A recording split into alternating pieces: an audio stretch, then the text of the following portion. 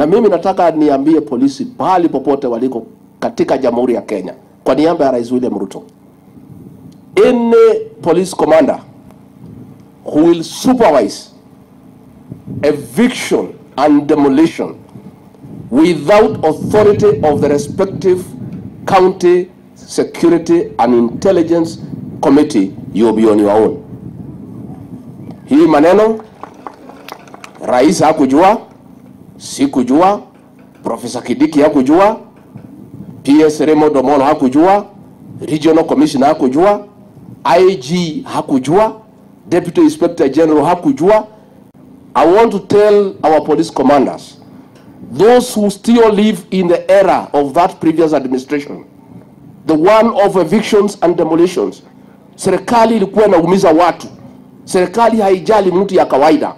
Mubadilike ama mutoke muende nyumbani. The regime of brutal evictions went home.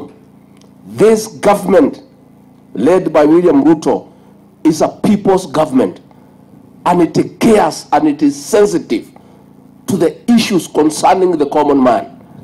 Na hakuna unaweza kuja hapa ile uharibifu nimeona hapa, utoe watoto na wamama na ujui wataenda wapi.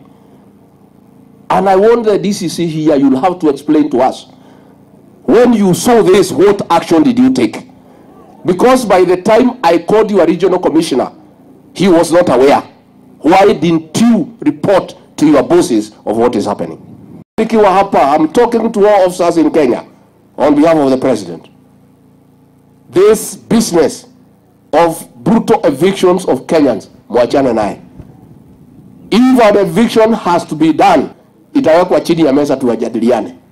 Tuulizane hii watu wataenda wapi. Number 2, hii maneno ya case, we have read to the Attorney General, aitisha hiyo file, aiangalie, because tukisikiza ile ilifanyika yuko ukora ndani.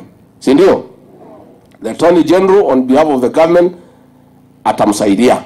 Ndio angalie hiyo file, ndio kama iko order ilipeanwa kinyume na sheria, serikali itamsaidia nyinyi kufanya appeal.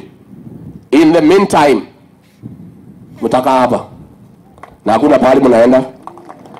Rais amenituma na mabati ya kutosha.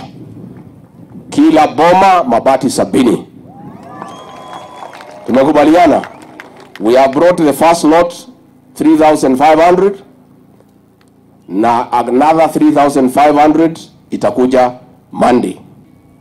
Na wewe DCC msimamie hiyo mjengo mpaka ishe. Hiyo ndio kazi yenu.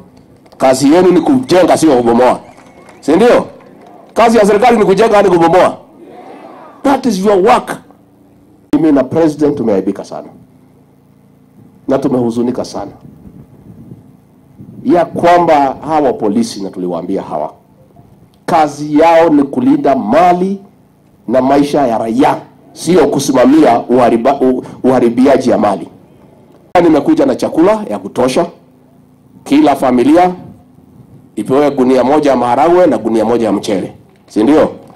Na ile ingine wale hawakubomolewa wako hapa wote wapewe chakula wakienda nyumbani.